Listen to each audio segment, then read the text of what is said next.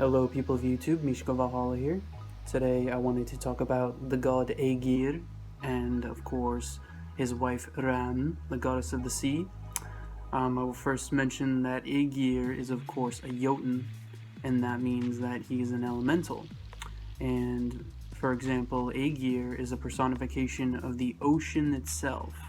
So this goes into sort of, a much older wisdom when it comes to, pagan practices around the ocean, especially when we are talking about Ran's 9 daughters, which we are going to get into in this video.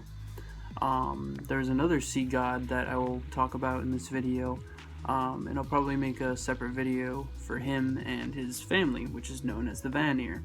And this god I'm mentioning is Njord, Njord being the god of the seashores. Ægir is, of course, the god of the ocean, the deep sea, and his hall is, of course, at the bottom of the ocean, and that is where Ran brings souls of the dead, the souls of dead sailors that die at sea, perhaps. And the way the story goes is she catches the dead sailors with her net, and she brings them down to the hall. And eventually they go there to feast and dine with Ægir and his family. Ægir is known to be the finest brewer among the gods, so Ægir is known to be the brewer of the best ale. And in the Eddas, especially in Lokasenna, Loki goes to the hall of Ægir where all of the gods are dining and drinking Ægir's fine brew.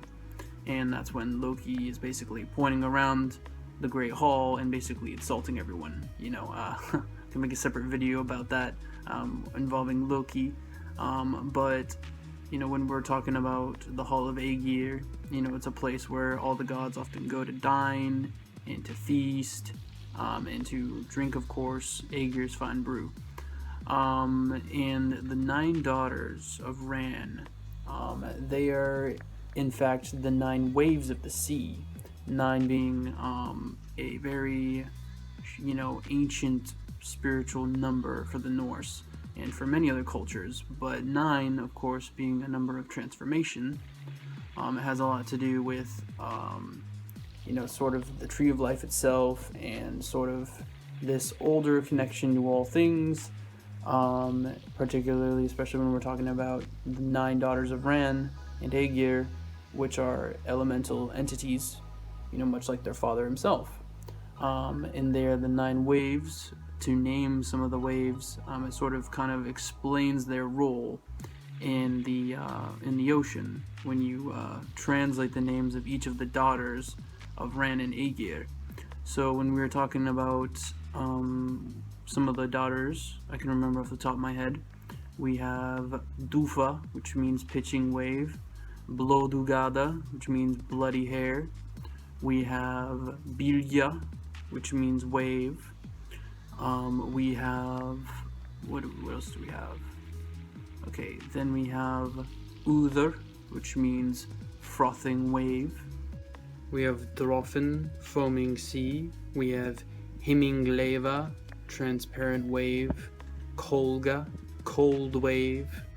We have Hefring, which means the lifting one. And of course we have Hron, which means welling wave. And these daughters, of course, each symbolize something very significant about something very elemental and very archaic, about our ancestors' view on the ocean.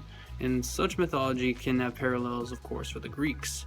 I could definitely compare the Jotun Ægir to the Titan Oceanus. And Oceanus's worship was pretty much stomped out, probably very similar to Ægir's worship. But Oceanus being a primordial ocean god, much like Poseidon.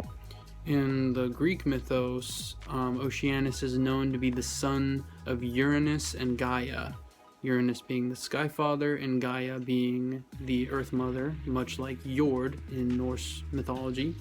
And he's the father of river gods and oceanids, so sort of like ocean spirits, kind of much like the mermaids mentioned in Norse myths, because there are many tales of mermaids, sea spirits that just weren't spoken about, in a lot of what was recorded in our myths, because it was sort of a separation from the elemental archaic past and more of a focus on a story-based biblical format, so that people of medieval Iceland and beyond could stomach it and understand it, opposed to the poetic Edda, which shows a lot of older, less understood, wisdom.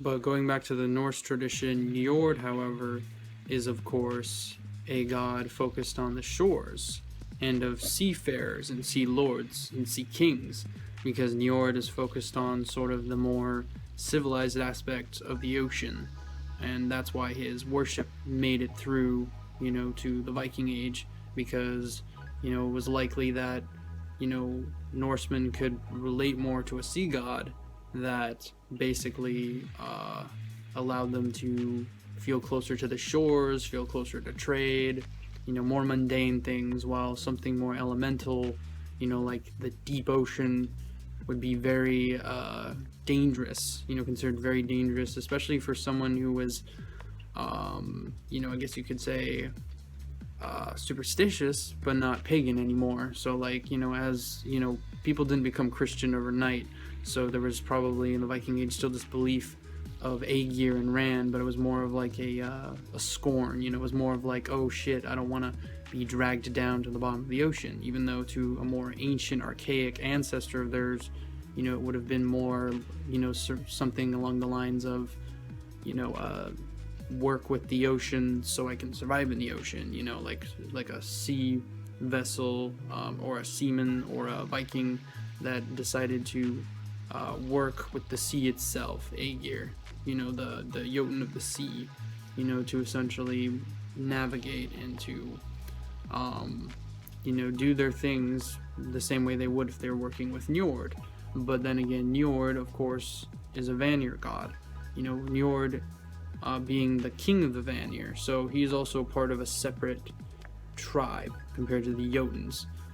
The Vanir are very fertility based, they're very focused on concepts surrounding plenty, peace, stability, just sort of things being available for the society to thrive. So the Vanir, of course, for many country dwellers, were gods that continued to be honored, and many of these gods are the gods that were more likely to descend from the Jotuns, opposed to the Æsir, who are the descendants of Buri.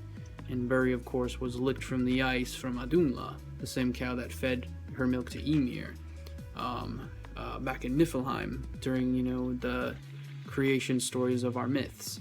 But if we are talking about, Ægir and his daughters, this is something much older, something more, like I said, more elemental based.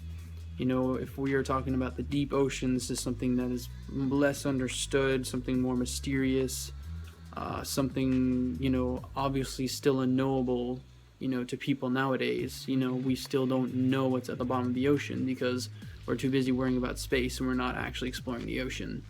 So, the ocean, to our ancient ancestors, for sure and the least, held many spiritual secrets. So, and that does involve, sort of entities like sirens and mermaids and dryads, like water spirits, oceanids, like the Greeks mentioned. And it's just about sort of kind of like just getting rid of all the biases when we're analyzing the myths.